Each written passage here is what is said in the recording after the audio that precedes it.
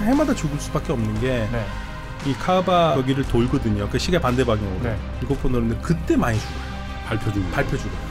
조그만 메카에 그 많은 사람이 어떻게 그걸 수용합니까? 번호표. 그래서 사우디아라비아가 해마다 1000명당 하나꼴로 비자를 발급해요. 이번에 사고 난 게 그 비자 없이 들어간 사람들이에요.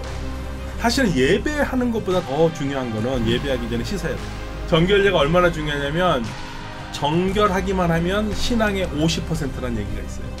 사실은 이슬람이 굉장히 개신교 같은 개혁적인 운동이거든요. 왜 사람들은 그 당시에 크리스찬 세계도 많았는데 많은 사람들이 무슬림화가 됐을까 했었을 때 평등의식이 이슬람이 더 강하지 않았는가. 그리스도교는 이미 조직화된 종교화가 돼버렸고 사제계급도 있고 그러는데 이슬람은 그런 게 아예 없으니까.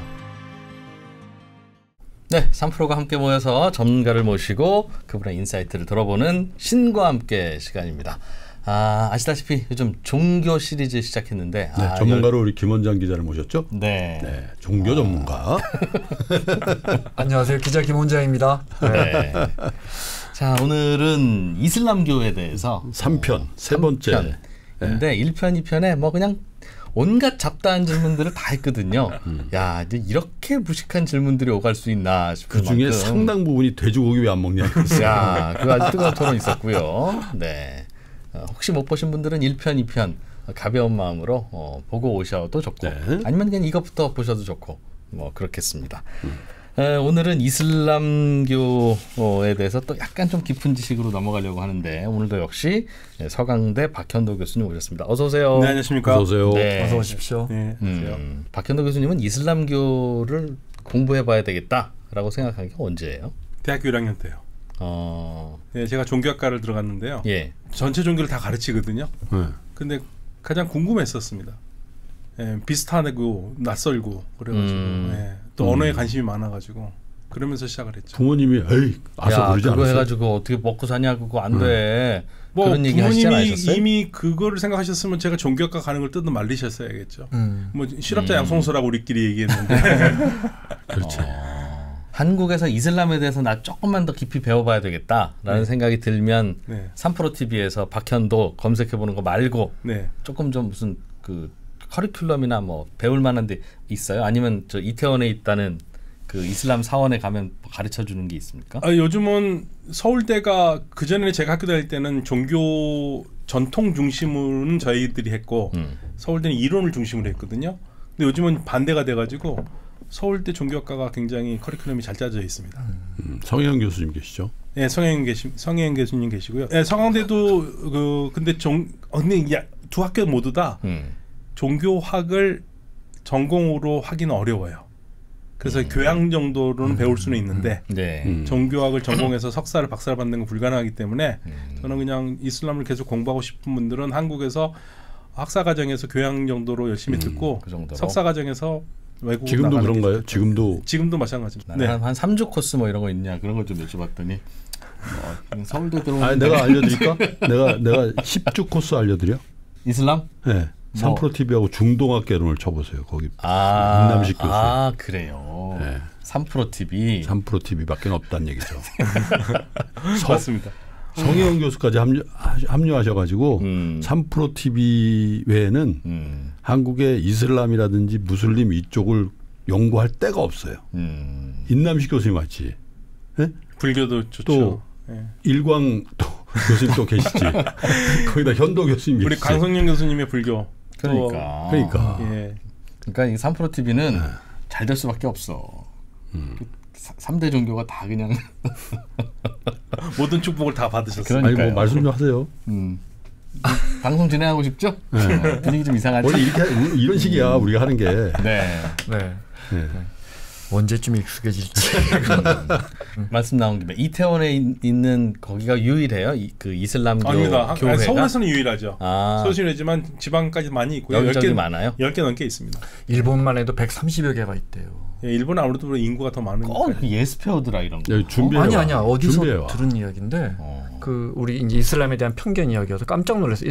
일본 사람들은 이렇게 1인 교회에 대한 믿음이 많지 않잖아요. 근데 우리보다 훨씬 종교에 닫혀 있다 이렇게 생각했고 종교에 관심 없다 했는데 물론 이제 이민족들이 자꾸 유입되는 영향도 있겠지만 133개나 있어요. 근데 그게 아마도 모스크가 아닐 가능성도 있어요. 그러니까 우리가 모스크라고 하면 큰 규모고 예배소라는 게 무살라라는 게 있거든요. 우리도 무살라 한 200개 됩니다. 무살라. 네, 무살라라는 게. 모스크는 그 커다란 거. 예, 사람들이 모여서 다중의 시설이고 무살라는 이런 조그만 방으로 해가지고 시간대에서 같이 예배하고 하는 시간들이 있거든요. 그런 데는 무살라는 우리도 많아요. 그러니까 무살라는 임차, 모스크는 자가. 조금 부동산적인 사고 방식이야. 그거는 누구 거예요? 우리나라에 있는 여기저기 있는 모스크는? 모스크는 다 우리 한국 이슬람교 중앙회가 관장하고 있고요. 예. 네. 무살라 같은 경우에는 개인들이 뭐 어디 임차를 하거나 이런 식으로 공간을 만들어서 약간 개척교회 느낌으로. 네, 그렇죠. 그 동남아 분들도 말레이시아나 이런 분들은 다 인도네시아 오신 분들 이런 분들은 무슬림이 많으니까 그분들은 매일 5번인가 기도해야 되니까 그죠? 그렇죠. 네. 이제 우리가 저는 기도라는 말보다 예배라는 말을 더 쓰는데요. 왜냐하면 예배는 몸 동작이 하는 거니까. 그러니까 무슬림들이 하루에 5번 예배를 하거든요. 네. 기도는 평소에도 할 수 있는 거니까 예배는 딱 정해진 시간에 5번 하게 돼 있습니다. 순서도 딱 정해져 있고. 네, 딱 정해져. 근데 그거를 교수님 어느 정도로 스트릭트하게 지키나요? 저는 충격이었는데 제가 처음에 유학을 갔는데 인도네시아 중앙은행에서 온 친구들이 5명 있었거든요. 네. 단체로 딱 이러더니 수업 시간에 나가더란 말이에요. 근데 이해를 못했어요. 그랬더니 학교에 그 기도실이 있는데 거기 가서 이제 예배를 드리거든요. 절을 하고 딱 그 복귀하는 걸 봤는데. 그 친구들은 저는 좀 심한 것 같아요. 보통 친구들이 수업 시간 있으면 수업 시간을 제한하고 나중에 따로 벌청하면 되거든요. 그때가 라마단 기간이었나? 근데 보통 그렇지 않거든요. 근데 좀 굉장히 스스로가 그걸 엄격하게 지키는 친구들. 그것도 아랍도 아니고 원래 전 세계적으로 아랍보다 인도네시아 무슬림들이 더 많죠. 인도네시아랑 말레이시아라든지. 많아도 좀 세속적이라고 하잖아요. 아니 꼭 그거 세속적이라는 것보다도요. 전 융통성 문제라고 생각해요. 네, 무슬림 친구들이 그렇게 저는 뭐 이 지도자들하고도 같이 공부를 했는데 이 친구들은 수업 시간에 할 때는 수업하고 그날 끝난 다음에 그 시간에 맞춰서 벌충을 하고는 하는데 저는 개인적으로 너무 엄격하게 다른 사람들한테 놀라움을 주면서까지 하는 건 좀 좋지 않은 것 같다는 생각을 저는 솔직히 많이 합니다. 예, 그래서 그 그리스도교 성경에서 예수가 보이지 않는 곳에서 예배하라고 그랬잖아요. 기도하고 단식도. 저는 그게 크리스천들도 그렇지만 무슬림들도 좀 그랬으면 더 좋겠다 생각해요. 아니 저도 천주교 신자인데 이게 천주교 신자들은 이렇게 성호 긋고 식사해야 되는데 사회생활하면 잘 안 되잖아요. 딱 어머니하고 식사할 때만 딱 늘 하듯이 이렇게. 마음속으로 그렇죠. 네. 어머니하고 할 때. 그게 사실은 천주교는 이게 성부와 성자와 성령의 이름으로 이렇게 하는데 정교회는 반대입니다. 성부와 성자와 성령의 이름으로. 오른쪽 왼쪽이 달라요. 정교회는 근데 천주교가 이제 이거로 바뀐 거죠. 왼쪽으로. 근데 어쨌든 그 골 세레모니 있잖아요. 네. 골 세레모니 제일 멋있는 건 손을 딱 이렇게 하는 게 제일 멋있는 것 같아. 프로야구가 중남미 선수들이 많이 오잖아요. 네. 그러니까 이제 삼진 딱 하고 이제 잘 마무리한 투수들이 들어갈 때 송을 딱 긋고 들어간다고요. 네? 근데 또 그 투수들에게 홈런 친 타자 중에 선수들이 딱 이렇게 홈으로 들어와 세레모니 하면서 송을 딱 긋는다고요. 예수님은 참 힘드시겠어요. 누구 편을 들어줘야 되는지. 근데 어쨌든 이게 예배든 기도든 하잖아요. 근데 메카를 향해서 하죠. 네, 메카를 향해서 합니다. 언제부터입니까? 그러니까 제가 지난 시간에 말씀드렸듯이요. 원래는 예루살렘을 향해서 예배를 했다고 봐요. 네. 근데 그게 바뀌면서 유대인들과 사이가 아마 흩어졌기 때문에 아마도 유대인들과 사이가 무함마드가 메디나에 있었을 때 아마 갈라진 것 같은데요. 그러니까 그때 이후부터는 메카를 향해서 하죠. 근데 메카 때문에 하는 건 아니고요. 메카에 카우바라는 게 있습니다. 우리가 카바라고 그러잖아요. 카우바가 무슨 뜻이냐면 아랍어로 육면체예요. 큐브입니다. 큐브. 발음 비슷하잖아요. 카우바 큐브. 거기가 무슬림들이 전승에 따르면 이브라임이 만든 인류 최초의 유일 신전이라고 믿어요. 아브라함이. 네. 거기에 검은 돌이 있거든요. 네. 예, 검은 돌까지 있는 거기에 그쪽을 향해서 예배를 해요. 매 시간, 매 하루에 5번 예배를 합니다. 거기에. 그러니까 기본적으로 진짜 이브라임을 믿는 종교네요. 예, 이슬람교는 신앙의 선조를 이브라임이라고 믿기 때문에 무슬림들이 가장 좋아하는 말이 유대교, 그리스도교, 이슬람을 한꺼번에 합쳐서 이브라함의 아이들이라고 그래요. 그러니까 children of Abraham. 그런데 이제 그 말이 무슬림들이 많이 쓰기 시작했는데 처음에는 유대교나 그리스도교에서는 별로 그 말을 달갑지 않았던 것 같은데 종교 간 대화 얘기 나오면서는 요즘은 이제 진보적인 학자들도 그렇고 children of Abraham이라고 쓰죠. 아브라함 자식들의 종교. 예, 그런 말을 쓰면서 종교 간 화합을 얘기하는데 이슬람에서는 우리의 뿌리는 이브라임, 아브라함이다. 하루에 5번이면 한 번에 하는데 시간은 얼마나 걸려요? 굉장히 짧습니다. 꾸란 구절을 뭘로 하느냐에 달라요. 꾸란 구절이 굉장히 긴 게 있는가 하면 오늘의 말씀. 예. 짧은 게 있거든요. 보통 짧은 거로 하거든요. 그러니까 보통 예배를 한다 그러면 5분 안에 끝납니다. 5분 정도면 끝나요. 천주교의 삼종기도도 딱 그 정도. 예, 삼종기도 정도. 예, 삼종기보다 더 짧을 것 같은데요. 네. 삼종기도가 그 정도 하겠네요. 그럼 절을 몇 번 정도 하는 거죠? 자, 이 절이요. 처음에 서가지고 절을 하고 다시 원자리에 올라오는 걸 라크아라 그러거든요. 라크아를 하루에 5번 예배할 때 2, 4, 4, 3, 4. 2, 4, 4. 제일 3, 먼저 4. 할 때는 2번. 네, 그 다음에 두 번째 예배 때는 4번. 4번, 3번, 4번. 총 17번 합니다. 그러면 뭐 시간이 금방 절 2번 하면 끝나는 거예요. 끝나는데, 첫 번째 예배는? 예. 근데 거기 하면서 이제 꾸란 규절 외우고 그렇죠. 짧아요. 굉장히 짧아요. 근데 사실은 예배하는 것보다 더 중요한 거는 예배하기 전에 씻어야 돼요. 손발? 예.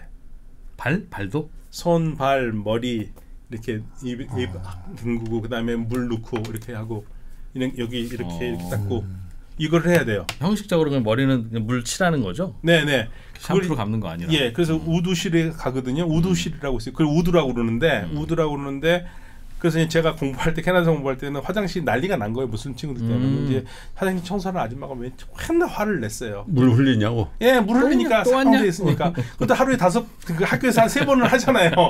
예, 그렇지. 그거를 하고 예배를 하는 거고 그거 안 하면 예배 무효입니다. 안 씻고 하면. 네, 하기야 우리 공중 화장실은 물이 첨벙첨벙한 것들이 많이 익숙한데 미국이나 서양 화장실은 그렇죠. 굉장히 드라이해야 되거든. 그러니까 하루에 하는데 그러면 나 저녁에 목욕했는데 나 사우나 갔다 왔는데 그거 아무 상관없어요. 하기 전에는 그냥 무조건 100% 해야 돼요. 100% 그거는 하기 직전에 반드시. 예, 반드시 해야 돼. 그거 안 하면 무효예요. 근데 한 다음에 내가 방구를 낀다. 다시 해야 돼요. 왜? 정결이에요. 정결제가 얼마나 중요하냐면 정결하기만 하면 신앙의 50%라는 얘기가 있어요. 이슬람에서는 정결이, 그러니까 먹는 것도 정결이잖아요. 클린이 반이다. 예. 그리고 씻는 것도 정결이잖아요. 예배할 때 이렇게 씻는 거 외에 목욕을 먼저 하고 씻어야 되는 사람들도 있어요. 만약에 제가 아내하고 사랑을 했잖아요. 그러면 반드시 목욕을 해야 됩니다. 그거는 왜 불결 부정이라는 의미예요? 아니면 그렇죠. 내가 그런 상태에서는 몸이 가장 더러워진 상태이기 때문에 대정례를 해야 되는 거예요. 대정례. 그걸 나쁜 걸로 보는군요. 그러니까 몸이 더러워지니까 하느님께 예배하기에는 적당한 상태가 아니라는 얘기죠. 그러니까 대정례를 하고 그다음에 소정례를 한 다음에 예배를 해야 되는 거예요. 그러니까 하느님이 주신 배필과 하느님이 주신 거 한 건데. 네. 근데 아무튼 몸이 이제 더러워졌다 이거지. 더러워졌다 생각하는 거죠. 전반적으로 기독교나 천주교에 비해서 이 이슬람이 규제, 이 레귤레이션이 많아요. 예, 그러니까 예배할 때 많죠. 근데 저는 가끔 그런 생각하는데 천주교 신자분들이라면은 이해를 할 것 같아요. 천주교가 개신교보다 훨씬 규제가 많잖아요. 형식하고 규제는 조금 다르지. 개신교가 더 많잖아요. 아니요, 천주교 술도 드시고 뭐. 아니요, 천주교 술을 먹는 것만 그러죠. 천주교에서 미사할 때 예를 들면 영성체 할 때. 공복제를 지킨다든지 1시간 전에 위를 비워야 된다든지 그다음에 단식하는 것도 있고 금육제도 있고 이게 꽤 있어요. 죄를 지으면 성사, 고백성사를 해야 된다든지 나쁜 생각 들었으면 고백성사를 해야 된다든지 이게 더 많아요. 이게 개신교가 훨씬 더 자유로워요. 천주교 신자보다. 그러니까 천주교 신자 입장에서는 무슬림들이 하는 거 보면은 얼핏 이해는 가요. 왜냐하면 규칙적으로 지키는 게 천주교가 개신교보다 훨씬 많은 것처럼 천주교보다 더 많은 게 무슬림들이긴 하지만. 제가 천주교를 잘 몰라서. 근데 이제 그런 많은 규제들이 사실 영성, 리추얼에 대한 규제거든요. 헛된 마음을 품지 마라, 뭐 나무 아내를 탐내지 마라, 뭘 하지 마, 도둑질 하지 마라, 뭐 이런 거잖아요. 근데 지금 말씀하신 거는 굉장히 그 행동 마음, 이 행동 가짐, 그 외적인 이런 거에 대한 규제길래. 네, 근데 그거를 정결례로 하는 거니까 뭐 의미도 있다. 동시에 깨끗해진다라는 의미가 있죠. 그러니까 좀 형식은 다르지만. 그래서 천주교와 이슬람을 행위 종교라고 해요.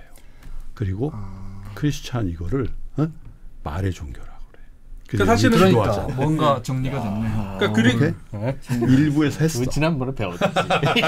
개신교 같은 그리스교 중에서도 같은 그리스도인에서 이슬람의 예배 의식과 가장 가까운 거는 천주교예요. 개신교는 더 자유로워요. 훨씬 자유롭고 천주교는 지키는 게 더 많잖아요. 의식도 많고. 그게 더 많은 곳은 그리스 정교고요. 근데 출발한 지점이 비슷한 거 아니에요? 또 개신교는 사실은 몇백 년밖에 안 됐고, 네. 천주교는 2000년이 넘었고. 그러니까 전통의 천주교 전통의 무게가 됐고. 전통의 무게가 무겁잖아요. 그러니까, 이슬람 전통의 무게가 무겁습니다. 오래될수록 뭔가 이게 전통이 무거워요. 쌓여가는. 예. 그러니까 천주교가 이슬람을 이야기한 훨씬 더 이해할 수 있는 그 선이 더 높죠. 근데 성지순례 메카로 성지순례들을 가잖아요. 평생 내 소원이다. 네. 그리고 죽기 전에 한 번은 가야 된다. 네. 그래서 뭐 그 화면에 보면은 막 엄청난 군중들이 하얀 옷 입고 그 큐브라고 하나요? 그거 막 뺑뺑뺑 돌고 그러잖아요. 네. 실제로 전 세계 모든 무슬림은 평생 한 번은 거의 갑니까? 두 가지 조건이 있습니다. 경제적으로 능력이 있거나 신체적으로 능력이 될 때. 그건 당연하죠. 예. 반대면 가고 싶어도 안 될 테니까. 그러니까요. 예. 그러니까 신체적 능력은 아시겠잖아요. 경제적 능력은 뭐냐? 내가 가고 싶은데 돈을 빌려서 가지 말라는 얘기입니다. 내가 지금 사업을 하고 있는데 내가 이 문을 닫고 가면 가족들이 굶을 수 있잖아요. 그런 거 하지 말라 이거예요. 무리하지 마라. 네, 무리하지 말고 가족들이 충분히 네가 없어도 똑같은 생활을 할 수 있도록 해놓고 그게 이제 기본적인 거고요. 과거에는 평생에 한 번 가능하면 근데 과거에는 가고 싶어도 교통편이 너무 어렵잖아요. 그렇지. 예를 들면 14세기에요. 13세기에 이븐 바투타가 모로코 딴자 지금 우리가 보통 탕헤르라고 부르는데 거기서 출발해가지고 거기서 출발해가지고 메카까지 순례가는데 얼마 걸린지 아세요? 거의 1년 걸립니다. 그게 걸리겠죠. 예. 그러니까 얼마나 힘든지 가다가 죽을 수도 있는 거고요. 그렇죠. 그렇기 때문에 예전에는 가고 싶어도 힘들었죠. 근데 지금은요 가고 싶어도 힘든 이유가 있습니다. 교통수단이 발전했잖아요. 예. 그런데 순례라는 게요. 제가 말씀드리는 순례는 딱 정해진 기간의 순례예요. 그러니까 순례는 두 가지가 있어요. 대순례가 있어요. 대순례는 딱 정해진 기간의 순례. 무슬림 달력으로 음력 12월 달에서 12월 8일부터 13일까지 이어지는 순례가 이게 평생에 한 번 해야 되는 의무적인 순례예요. 근데 딱 정해진 기간이잖아요. 교통편이 좋아졌기 때문에 지금 가려면 누구나 갈 수 있죠. 그럼 사우디아라비아의 그 조그만 그 메카에 그 많은 사람이 항공편이 그 많은 사람이 어떻게 그걸 수용합니까? 번호표. 그래서 사우디아라비아가 해마다 인구 1000명당 하나꼴로 비자를 발급을 해요. 아, 각국에 필요한 곳에. 예, 한 3월달 보통 3월달에 발표를 하는데 그러면 이제 난리가 납니다. 행복한 나라 한 나라도 없어요. 왜 이렇게 조금 줘? 왜 조금 줘? 왜 니네가 이란 같은 경우 왜 니네가 이거를 해? 이게 메카 메카는 우리 무슬림의 땅인데. 예. 행복한 나라 한 나라도 없거든요. 그런데 아무튼 이렇게 나눠주면은 그 나라에서는 또 추첨을 해야 되잖아요. 그래, 당첨되기가 어려운 거죠. 청약통장. 예, 그러니까 지금은 당첨돼서 가고 싶어도 어려워요. 못 가네. 네, 가고 싶어도 못 가네. 그러니까 대순례를. 그러니까 평생에 이거를 못 하고 죽는 사람들이 훨씬 많죠. 소순례는요? 예? 소순례. 소순례는 아무 데나 갈 수 있어요. 그렇게 하는 거는 이제 그건 의무 아니에요. 그건 의무 아닙니다. 아무 데나 갈 수 있습니다. 그건. 당첨돼도 항공편이며 숙박이며 뭐 딱 그 5일 닷새 동안 암표 이런 거 없어요? 암표? 막 매크로 돌리고 암표 큰일 나죠. 자기가 당첨돼 형편 못 갈 형편이에요. 그러면 양도 되나? 그거 아마 양도 안 될 겁니다. 네, 청약통장이랑 똑같아요. 예. 그런데 김용식이구나. 말씀드렸듯이 딱 그 기간이니까 돈이 안 들 수가 없지 않습니까? 8일부터 13일까지지만 8일 날 들어가면 안 되거든요. 그 전에 미리 들어가 있어야 되잖아요. 그래서 이게 얼마나 비용이 드는가를 몇 년 전에 런던에서 한번 계산을 해봤어요. 런던에 살고 있는 무슬림이 메카 순례를 가면 얼마나 들겠나? 1,000만 원 들 것 같아요. 1,000만 원이요. 1,000만 원 들 것 같아요. 1,000만 원. 그것도 미니멈이겠지 뭐. 그렇겠죠. 끝나고 나서 바로 안 들어오고 또 돌아볼 수 있으니까. 그러니까 이게 만만치 않은 돈이거든요. 혼자만 간다면 1,000만 원이면 또 2-3명 가면 돈이 들 거고요. 그래서 이게 쉬운 일은 아닙니다. 그래서 이제 몰래 이번에 사고 난 게 그 비자 없이 들어간 사람들이에요. 원래 그래서는 안 되는데 들어왔는데 순례를 들어온다고 그래가지고 공짜로 들어오는 거 아닙니다. 비용을 또 내야 되거든요. 무슨 참가비, 순례 참가비 내고 숙박비가 있으니까 거기에는 에어컨도 있고 다 있는데 그 뜨거운 날 에어컨 없는 데서 있으면 사람들이 쓰러지고 죽을 수밖에 없죠. 그러니까 사람들이 죽는 겁니다. 이번에 그 사건이 난 거예요. 한 100만 명, 200만 명 오죠. 그렇죠. 200만 명 넘게 옵니다. 200만 명. 저희가 한꺼번에? 네. 닷새 동안에. 와. 아니 좀 그 닷새가 뭔데 꼭 그때 가야 돼요? 딱 정해진 기간이니까요. 그게 무슨 의미 있는 날이에요? 아니요, 그 순례로 정해진 기간이에요. 요때 와라. 네, 네. 순례가 전통적으로 그렇게 해왔던 기간이고 그때가 다른 게 뭐냐면 소순례 때는 없는 건데 그 기간에 10일째 되는 날 유대교에서는 아브라함이 이삭을 하느님한테 바치라고 그러잖아요. 바치죠. 아들. 네. 예. 저는 개인적으로 세상에서 가장 비정한 아버지라고 생각해요. 바치라고 네. 또 하느님한테 바치냐? 저는 그렇게 생각을 많이 했거든요. 바치라고 하는 분이나 바치는 분이나. 그런데 이 유대교 이슬람에서 똑같이 있습니다. 아브라함이 이스마엘을 바치게 돼 있어요. 그러니까 유대교에서는 아브라함이 이삭이잖아요. 아브라함의 아들이죠, 이삭이. 예. 이스마엘도 아브라함의 아들이죠. 그런데 이슬람에서는 하느님이 아브라함한테 이스마엘을 바치라고 그랬고 이스마엘을 바치려고 했는데 이제 똑같은 이야기입니다. 천사가 나타나서 나타나가지고 너의 믿음을 내가 바쳐. 거기도 양을 대신합니까? 예, 양이 대신하죠. 그래서 그날 그 아브라함과 이스마엘의 믿음을 기리기 위해서 그날 희생제를 열어요. 양을 잡아요. 양이나 염소 이런 걸 잡거든요. 전 세계적으로 잡습니다. 그 비용까지 포함돼 있어요. 그런 세레모니를 한다. 예, 세레모니를 해요. 했어. 그런데 생각해보세요. 200몇 명이 전부 다 양 잡으면 안 됩니까? 그렇죠. 안 그러니까 되지. 미리 다 돈을 내고 그러면 양을 잡아주죠. 대표를 한 명만. 예, 그래서 거기서 주최측에서 다 잡잖아요. 그럼 그 고기를 어디로 가냐면 다 가난한 사람 나라에 보내는 거죠. 그 의식이 있어요. 그래서 이슬람교에서 두 가지 굉장히 중요한 예식이 두 가지인데 이때 하는 이둘 아드하라고 그러고 대희생제거든요. 이게 가장 큰 축제예요. 이슬람에서는. 그리고 라마단 기간에 끝난 다음에 하는 이둘 피트르 파단식제, 단식일 끝내는 축제. 이게 이제 큰 축제인데 이 두 가지가 이슬람에서는 가장 큰 명절입니다. 그때는 왜 아들을 바치라고 했다가 왜 또 없었던 걸로 알고 그 스토리가 뭐예요? 믿음을 시험한 거죠. 믿음을 시험한 겁니다. 테스트. 그러니까 그 이제 기독교에는 구약에 따르면 이제 아브라함이 100세에 이삭을 낳아요. 100세. 그래서 자기가 아들을 보라고 아들을 달라고 계속 내 정실 부인인 세라의 몸에서 내가 아들을 보고 싶다고 계속 했는데 아들이 없었구나. 없었지. 없었는데 그 여종인 하갈의 몸에서는 있는 거야. 그게 이스마엘인 거예요. 자기 아들인데. 아브라함의 아들인데 정실 부인인 세라의 그 몸에서 나오질 않고 거기에 이제 몸종 하갈의 몸에서 나온 거지. 그러니까 정실 부인에게서도 내 아들을 그래서 이제 해주십시오. 있어봐, 날 믿어. 그러다가 100세에 그걸 준 거야. 근데 그 아들을 바쳐라.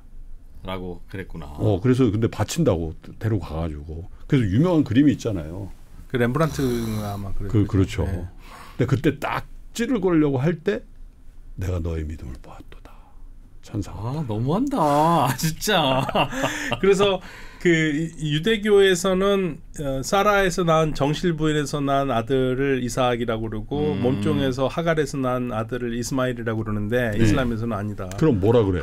하갈이 첫 번째 부인이고 사라가 두 번째 부인입니다. 그래요? 네, 두 번째 부인. 근데 하나님이 보시기에는 천주교나 유대교나 이슬람이나 그때는 그 발생은 하나인데 자식들 다 해석은 같게 하는구나. 이렇게 보시겠네요. 그러니까 이슬람에서는 그렇게 생각을 하죠. 우리가 많은 부분에 오해하고 있는 것 중에 하나가 이슬람은요 그리스도교와 유대교를 안고 들어가지 않으면 나의 존재를 설명할 수가 없습니다. 이거는 무슨 말이냐면요 유대교, 그리스도교, 이슬람 세 개를 놓고 봤었을 때 유대교는요 그리스도교, 이슬람을 굳이 들먹이지 않아도 스스로가 자기 이야기를 할 수 있어요. 유대교는. 그리스도교는요. 그리스도교가 유대교 얘기 없이 그리스도교 절대 얘기 못합니다. 왜냐하면 그리스도교는 기본적인 틀이 유대인들이 믿고 기다리던 메시아가 바로 우리 예수님이다. 이거로 나오는 거잖아요. 그러니까 유대교를 안고 들어가는 스토리가 있어야 되는 거고. 이슬람은요. 이슬람은 유대교나 그리스도교에서 내려주신 하나님 말씀이 우리의 말씀이다라고 똑같이 얘기하기 때문에 이슬람은 구조적으로 유대교와 그리스도교를 배격할 수가 없습니다. 히스토리가 이게 달라요. 그런데 제가 굉장히 좋아하는 학자 중에 이제 패트리샤 크론이라고 있는데 이분이 굉장히 도발적인 말을 하는데 저는 이 말이 너무 좋아서 그리고 금방 와닿을 것 같아서 말씀드리는데 그리스도교는 뭐냐? 그리스도교는 유대교가 부드럽게 된 게 그리스도교다. 왜 부드럽다고 했을까요? 유대교는 그냥 딱딱하고 형식이 많잖아요. 네, 근데 이슬람은 그리스도교는 사랑으로 환원하면서 굉장히 부드럽잖아요. 그러면 이슬람은 뭐라고 설명하냐면요. 이슬람은 유대인들의 믿음을 아랍인들의 믿음으로 얘기한 거다. 그러니까 셋이 굉장히 비슷해요. 비슷한데 그럼 누가 더 가깝냐? 저는 유대교와 이슬람이 훨씬 가깝다고. 그럴 것 같아요. 훨씬 가깝고 형식적이기도 하고. 네, 훨씬 가깝고요. 그리스도교는 좀 떨어져 있죠.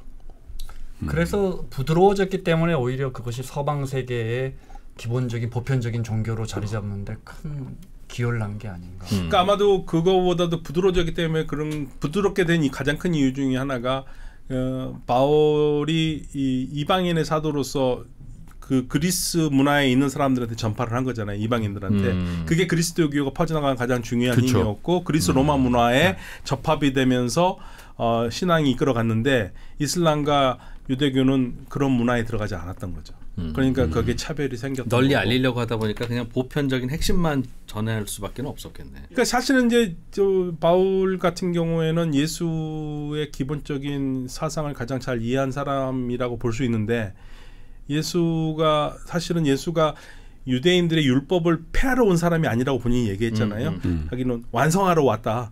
그런데 그 예수의 율법의 가장 근본 정신이 사실 두 가지로 딱 정해버리거든요. 하느님 사랑과 이웃 사랑.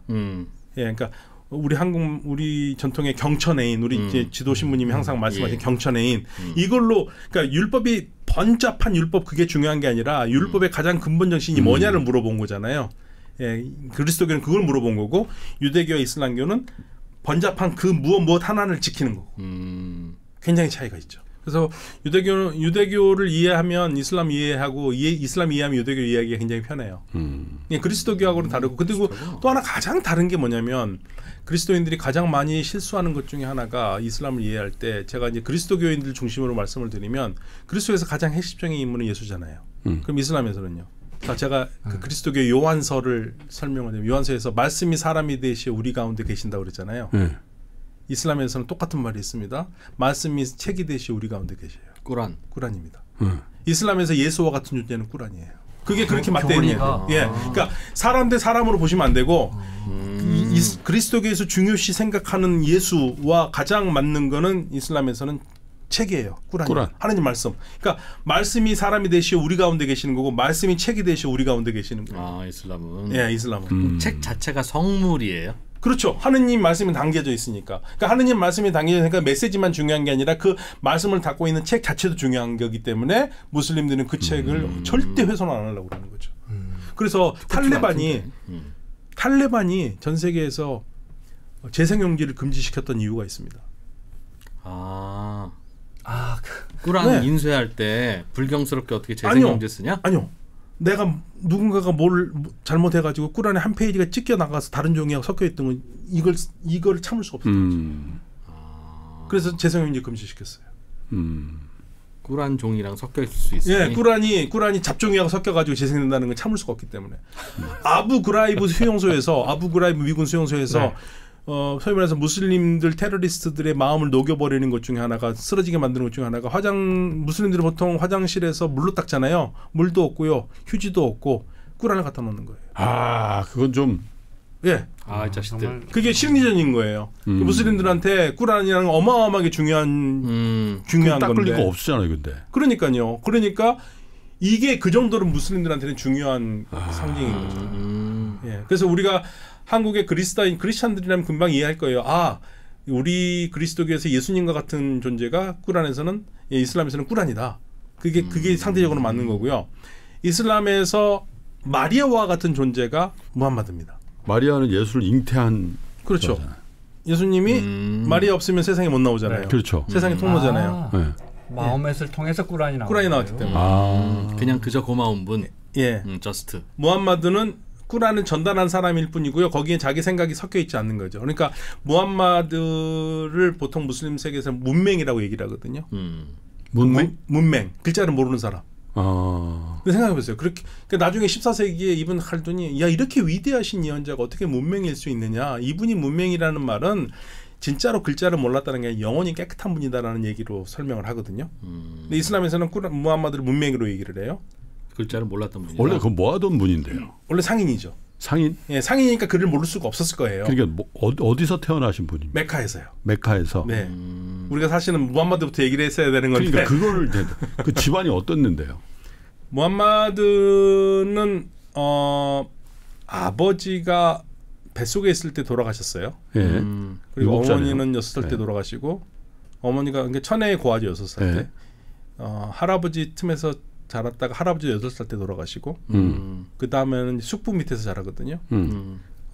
집안에서 그리고 20살 정도 넘어서는 상인으로 활동했던 것 같아요. 저기 숙부도 상인이었던 것 같고. 그래서 상인이었다라는 흔적들이 꾸란에 곳곳에 나와요. 뭐 계산하다 이런 용어들. 상인이었다가 어느 날 종교적 체험을 강하게 받으면서 예언자라고 된 거죠. 무함마드를 문맹이라고 하는 이유가 뭐냐? 신학적으로 하느님의 말씀이 나오는 깨끗한 통로여야 되잖아요.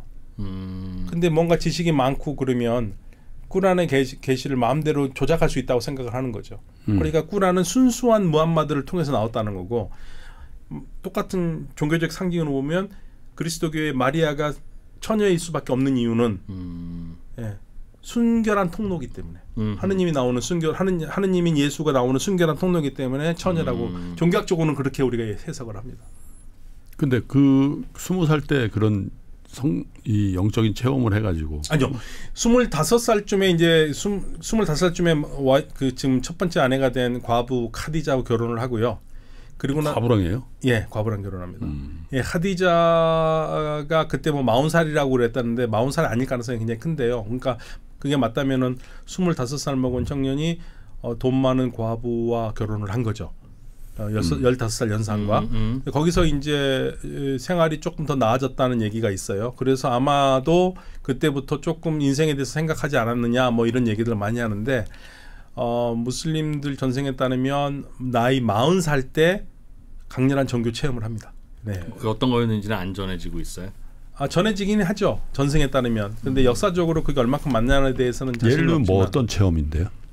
가장 이제 얘기 많이 나오는 게 무함마드가 어느 동굴에 가서 히라산에 있는 동굴에 가가지고 타하누스라는 걸 한다고 그래요. 타하누스가 뭔지 모릅니다. 우리가. 예, 뭔지 몰라요.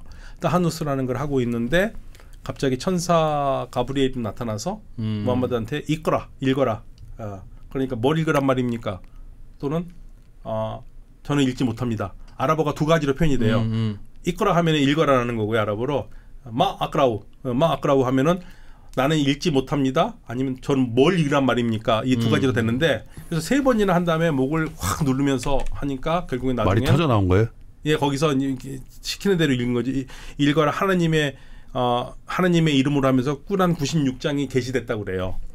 예, 그게 이제 첫 번째 체험이라고 얘기를 하는데 그게 머릿속으로 들어온 거예요? 꾸란의 내용이? 그렇겠죠. 예, 그러면서 그걸 말로 한 거예요. 예, 첫 번째 계시라고 얘기를 하고 그러면서 무함마드가 계속적으로 계시를 받았다. 천사 가브리엘을 통해서 계시를 받았다. 무슬림 전승에 따르면. 예. 그러면서 사람들이 그 무함마드를 따르기 시작했고 그러면서 새로운 운동이 시작된 거죠. 그 부분도 같네. 가브리엘 대천사가 그렇죠. 잉태 사실을 알려주는 그렇죠. 제가 잘 정확하게 비슷해. 맞습니다. 그러니까 가브리엘이 굉장히 핵심적인 부분이 똑같네요. 이슬람도 똑같아요. 지브릴이라고 그러거든요. 지브릴. 네. 그리고 유대인들의 가장 큰 천사는 미카엘이라고 그러고요. 네. 미카엘.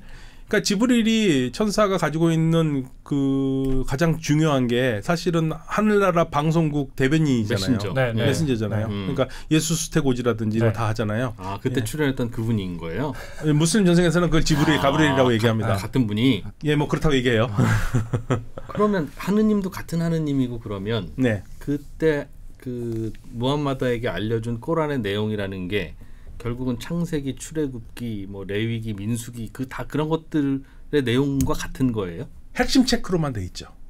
그거의 요약본. 네, 그게 다 들어가 있지는 않고요. 구약 성경 그 부분 들어가 있는데. 그러니까 그때 이미 40살이었던 무함마드는 그 모세오경이나 유태인 그 경전을 읽어봤을 가능성이 있겠네. 이게 굉장히 그 논란이 있는 부분인데요. 전승에 따르면 무함마드가 그래서 전승을 따라가지고 놀래가지고 지금 체험을 한 다음에 자기 아내한테 뛰어갔더니 아내가 가만히 있어봐라 그래서 경전을 잘 아는 자기 사촌 오빠라고 하거든요. 와라카 이븐 나우팔이라고 갔더니 이 사람한테 갔더니 이 사람이 그 무함마드 얘기를 듣더니 이렇게 나무스가 왔다. 나무스라는 게 법이 왔다. 어떤 법이냐? 그게 이제 그 전승에 보면은 무함마드가 어떤 사람과 비유되냐면 모세가 시나이 산에서 하느님의 법을 받았다고 얘기를 하잖아요. 그렇죠. 그 법이 무함마드한테 왔다고 그렇게 표현이 나와요. 예, 그게 이제 뭐 당시에 진짜 표현인지 나중에 후대에 있는 표현인지 모르지만 적어도 무함마드를 모세와 같은 그러한 인물로 본 거죠. 예언자로 본 거죠. 그러니까 이게 지금 우리가 남아 있는 꾸란을 보면은 쭉 읽어 보면은 구약 성경에가 곳곳에 들어가 있어요. 곳에 들어가 있는데 우리가 말씀드리는 것처럼 창세기의 한 부분이 다 들어가 있거나 그러진 않고 그 이야기를 중요한 이야기들이 곳곳에 들어가 있는 거죠. 그래서 제가 말씀드렸듯이 꾸란만 봐서는 구약 성경이 어떤 이야기인지 몰라요. 죽었다 깨나도 모릅니다. 그건. 구약을 읽고 꾸란을 읽으면 무슨 말인지 아는데 확실하게 알아요. 꾸란만 보면 몰라요. 절대 모릅니다. 그건. 구약의 이야기를 유추할 수는 없다. 예, 들어본 이야기. 그러니까 전혀 모르는 사람이라면 전혀 몰라요. 이게 어떤 얘기인지는 모르고 그리고 그게 이제 그럴 수밖에 없는 게 꾸란에서 구약을 인용하는 이야기들이 보통 징벌과 관계된 얘기를 많이 하거든요. 예. 자 봐라 안 믿으면 어떻게 되느냐 노아의 홍수 봐라 이러면서 홍수 얘기 나오고 그래서 하나의 이야기 가장 완벽하게 돼 있는 장은요 12장 요셉장이라는 게 있어요. 유스프장인데 그거는 구약 성경에 창세기에 나와 있는 요셉 얘기하고 똑같아요. 그런데 거기에서도 구약 성경은 알면은 확실하게 알 수 있는 부분들이 있어요. 그 말은 꾸란을 쓸 때 그냥 구약하고 같이 보는 거야. 내지는 구약 얘기 너희들 다 알지? 그러면서 그걸 안다는 전제로 썼다는 뜻 아닌가요? 그렇게 그럼? 받았을 수 있죠. 그런데 제가 무슨 말씀드리냐면 제가 이제 유스프장은 항상 학생들한테 이슬람 개론할 때마다 비교해서 읽으라고 그러거든요. 예. 구약 성경 창세기의 요셉 이야기와 꾸란의 12장 요셉 이야기를 같이 읽어라. 그래가지고 차이점을 찾아와라 얘기를 하는데 예를 들면 요셉 이야기에서는 성서의 요셉 이야기에서는 요셉이 동생이 베냐민이라는 동생이 있잖아요. 그렇죠. 그 이야기가 처음부터 나와요. 네. 그런데 여기는 안 나와요. 처음부터. 네. 꾸란에는. 예. 그럼 쭉 하다가 갑자기 동생을 데려오는 얘기가 나와요. 그러면 그때 가서 동생이 있었구나. 그걸 그때 아는 거죠. 그러니까 꾸란은 그 자체가 기승전결이 완벽한 게 아니라 네.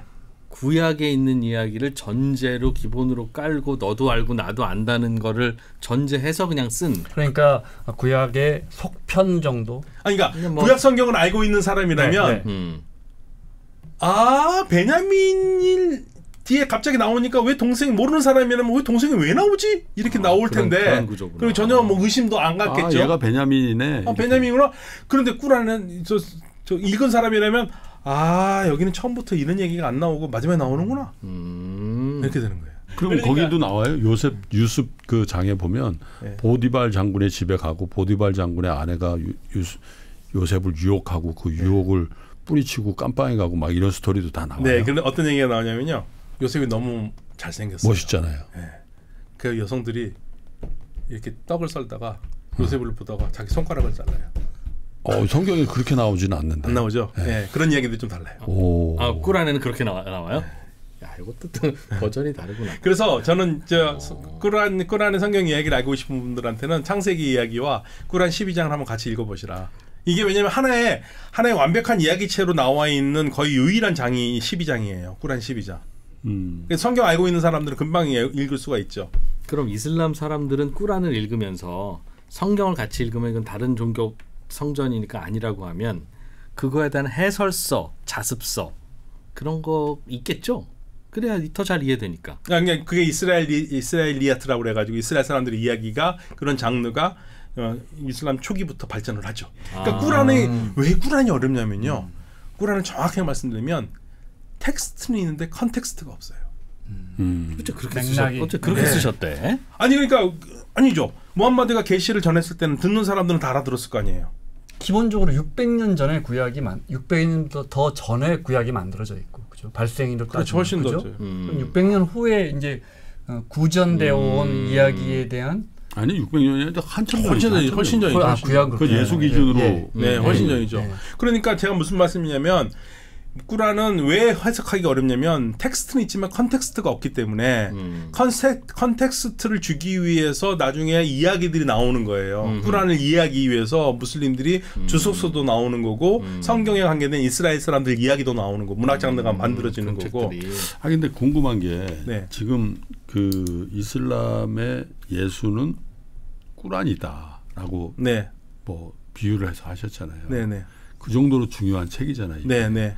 근데 그 내용들의 상당히 공유된 부분은 그 구약에 나오는 모세오경의 스토리들이 있다면서요. 네, 그렇죠. 구약 이야기가 많이 그렇죠? 있습니다. 네.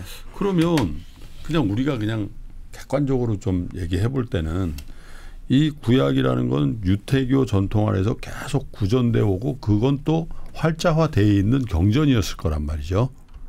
그러면 그때는 지금처럼 반목하는 사이도 아니고 유태인들도 세계 각지에 돌아다니는 그 중근동을 포함해서 아랍까지 다 유태인들이 살았더라고요. 보니까 지금 우리가 이스라엘만 사는 것처럼 보이지만 그리고 기본적으로 그때는 이제 기독교 예수를 따르는 기독교가 벌써 공인된 지가 꽤 된 기간이에요. 600년이라는 게 그잖아요. 그러면 아무리 여기가 메디나라고 하더라도 그 스토리들을 많이 알고 있었을 것이다. 이렇게 유추할 수가 있잖아요. 그냥 생각하기에는 가브리엘 천사가 했는지는 모르겠으나 야 내가 내 버전으로 그거 얘기해 줄 테니까 받아 적어라. 혹은 이게 이게 나한테 온 저거야. 그렇지 않으면 어떻게 그 스토리가 같겠냐라고 학자들은 어떻게 생각하세요? 그래서 사실 이제 김프로님이 말씀하시는 것들을 초창기 그러니까 비무슬림 학자들 저 같은 사람들이 연구를 했었을 때 항상 이제 그게 염두에 들 수밖에 없죠. 그러겠네. 그런 개연성이 있으니까. 왜냐하면 다른 건 몰라도 그 증거들이 있으니까요. 그러면서 이제 아직까지 결론이 안 난 게 바로 그겁니다. 무함마드가 종교 체험하기 전까지 아니면 그 이후라도 도대체 누구와 많이 어울렸는가? 이게 크리스찬이냐, 유대인이냐, 이걸 밝혀내는 작업들을 계속 해와요 지금까지. 근데 결론은 답이 안 나와요. 왜냐하면 우리가 분명히 메카 메디나 지역에 무슬림들이 크리스찬이나 유대인이 있었던 것 같은데 그건 있었겠죠. 정확하게 그들이 누구인지를 밝혀내기가 어려워요. 그게 어렵습니다. 왜냐하면 그리스도교가 공인이 된 게 뭐 313년에 믿게 하고 392년에 로마의 국교가 됐는데 그 이후에 이쪽으로 퍼졌었을 때 많은 부분에 그리스도인들끼리 또 싸웠잖아요. 예수의 신성 인성을 두고. 그러니까 파편적으로 꾸란에 비교를 해보는데 이게 이쪽 파의 생각이냐 아니면 전혀 그거 아닌 사람들이 있느냐. 그래서 학자들이 아직 답이 없는데 요즘 이제 최근에 많이 나오는 것 중에 하나가 아마도 어쩌면 주류 교회가 아닌 사람들이 있었지 않겠느냐. 예를 들면 이런 사람들이죠. 초창기 그리스도교 교회에서 가장 배척받았던 사람들이 어떤 사람이냐면 유대인이면서 크리스찬이었던 사람들이잖아요. 그러니까 유대 크리스찬인데 이 사람들은 왜 배척받았냐면 유대인들한테는 너희 유대인인데 이 자식아 예수를 믿어? 그래서 배척받고 예수를 믿는 사람들한테는 야 이 새끼야 너는 예수님 믿는데 너는 유대법을 아직도 따로? 그래서 이 사람들이 1세기에 쫓겨나거든요. 아라비아 반도 쪽으로 갔다고 쫓겨나거든요. 1세기? 1세기 예수 그 시대네요. 1세기라 하면. 그렇죠. 1세기에. 그러니까 100년 즈음이에요. 이 사람들이 혹시 무함마드와의 이슬람 운동과 관계된 그리스도교와 연관되어 있지 않을까라는 추측을 해요. 그런데 현재까지는 역사적으로 뚜렷하게 뭔가를 잡아낼 수가 없는 어려움이 있습니다. 당연히 이거는 믿지 않는 사람들의 연구고요. 믿는 사람들은 말도 안 되는 소리 하지 말라 이런 거죠. 그러니까 그 얘기는 그때도 예수 시대, 예수 사후 직후니까 그게. 그때도 이미 그 아라비아 광야까지 바울이 갔다라는 거는 거기에도 유태인 커뮤니티라든지 뭐가 있었을 거고 그게 구전이나 전승되어서 그 유태인들의 경전이 일반적으로 알려져 있지 않았을까? 그 루트도 있지만요. 흔히 많이 얘기하는 루트 중에 하나가 이디오피아 쪽으로서 왔을 수도 있다라는 얘기를 많이 해요. 왜냐하면 꾸란에 나와 있는 그 그리스도교 용어들, 예를 들면 인질이라는 말이 복음서라는 뜻이거든요. 이게 아람어가 아닙니다. 이걸 제가 아랍어 하는 사람들한테 인질의 어원을 해보라면 다 틀려요. 왜냐하면 이게 아랍어가 아니기 때문에. 인질이 에반질 있잖아요. 에반젤이라고 하는 게 그리스어로 요한겔이고요. 요한겔이 그 이디오피아에서 완길이 되고 완길 인질로 된 걸로 보거든요. 그러니까 이게 어원적으로 계속 따져봐요. 그래서 이제 이슬람의 시온에 대해서는 지금까지도 학자들이 의견이 굉장히 서로 갈려요. 한쪽은 야 이건 말할 것도 없이 아무튼 어쨌든 간에 그리스도교의 영향이야. 시리아 쪽 그리스도교 영향이야 라고 보는 학자들이 있는가 하면 아니야 이건 유태교야. 유대교라고 보는 학자는 아니야 이거는 메카 쪽에 있는 아라비아 고유의 유일신교의 영향을 받았어. 예. 그래서 꾸란의 역사에 대해서는 지금도 학자들 간의 싸움이 되고 이거는 대체적으로 믿는 사람들은 이런 얘기는 안 하는데 믿지 않는 사람들 예, 주로 저희같이 역사 학자들의 가장 관심이 있고요. 예, 무슬림들이 별로 좋아하지 않는 이야기들이죠. 어쨌든 영향을 받았다 뭐 하니까. 예, 그렇죠. 어떤 종교든지 다른 종교의 영향을 받았다 그러면 좋아하는 사람 하나도 없어요. 그렇죠. 이 신흥 종교니 그때는 우리 2% 얘기도 하면 스타트업이니까. 다시 성지순례로 돌아가서 네. 200만 명이 온다고 해도 네. 전 세계 이슬람교인들이 얼마나 되죠? 20억, 30억 되나? 20억 정도 되나요? 20억 정도 된다고 되죠. 봐야죠. 좀 아마 20억은 좀 안 될 겁니다. 얼추 20억이라고 해도 네. 한 해에 1000명 중에 한 명이 선택받는 네. 그런 행사네요. 그렇죠. 그렇죠. 근데 그 중에 또 뭐 평생에 2번 당첨된 분들도 있더라고요. 인도네시아 그 할머니 한 분은 네. 2번이나 당첨돼가지고 평생에 2번 왔다고 영광이라고. 그분들은 가서 주로 무슨 기도를 합니까? 그러면? 그래서 거기 메카에서는 순례할 때 각 의식들이 다 있거든요. 네. 근데 주로 하는 게 그 신앙에 대해서. 하느님 신앙 그리고 내 인생을 다시 한번 돌아보는 시간들을 가져요. 뭐 기복 신앙은 없습니다. 네, 그런 거 없습니다. 네. 그런 거 해도 되는 거잖아요. 아니 뭐 내가 어디가 아프다거나. 물론 그런 기도들은 네, 하죠. 우리 아들 물론 당연히 그런 기도를 많이 하죠. 많이 하는데 보통은 순례에서는 프로그램에 따라서 보면은 인생에 대해 생각하고 자기 자신에 대해 생각하고 하느님에 대해 철학적이네. 생각하고. 네, 그런 거 생각 많이 합니다. 그리고 그런 시간들이 꽤 있어요. 묵상하는 시간이 꽤 길어요. 산에 올라가가지고 서가지고 인생에 대해서 생각하는 시간들 이런 시간들이 있어서 굉장히 잘 짜여진 프로그램이 있어요. 사탄에게 돌을 던지는 프로그램도 있고요. 예. 그래서 악과의 싸움 이런 것들이 굉장히 강해지죠. 그런 프로그램들이 닷새 동안 이렇게 착착착 네네 착착착 되고요. 그리고 모든 사람들이 거기에서는 남자들은 거의 다 똑같은 하얀색 옷을 입고 여자들은 조금 화려하지만 그래서 평등 뭐 지위 고하를 관계없이 그런 많은 그 부분에서 동료애를 느끼죠. 그래서 가장 그 중요했던 것 중에 하나가 예를 들면은 Nations of Islam이라고 Nation of Islam이라고 말콤 X 아시잖아요. 네. 말콤 X가 궁극적으로 이슬람으로 개종한 가장 큰 이유 중에 하나가 이 메카 순례입니다. 그래서 어마어마한 영향을 받아요. 평등이라는 평등이라는 사상을요. 자기가 속해 있었던 네이션 오브 이슬람은 흑인 우월주의거든요. 그것까지 다 버리고 이슬람이 이게 진짜 이슬람이구나. 예, 그래서 이슬람이 가져다주는 평등의식이 굉장히 강해요. 저는 가끔 그런 생각하는데 왜 사람들은 그 당시에 크리스찬 세계도 많았는데 많은 사람들이 무슬림화가 됐는가 했었을 때 생각해 보면은 평등의식이 이슬람이 더 강하지 않았는가. 그리스도교보다. 네. 그리스도교는 이미 조직화된 종교화가 돼버렸고 사제 계급도 있고 그러는데 이슬람은 그런 게 아예 없으니까. 사실은 이슬람이 굉장히 개신교 같은 개혁적인 운동이거든요. 그래도 교리에도 그러니까 기독교 같은 경우에 이제 신교잖아요. 신교. 네. 보다 보편화되고 뭐 아까 말씀하신 것처럼 이제 뭐랄까 더 대중화된 종교잖아요. 그러다 보니까 우리 교회는 이제 이제 뭐 수능 100일 앞둔 자녀들을 위한 기도회까지 나오잖아요. 우리는. 근데 이제 이슬람은 보다 그런 것보다는 더 교리에 네, 그 사람들은 우리처럼 우리가 더 기복은 더 많이 하는 것 같아요.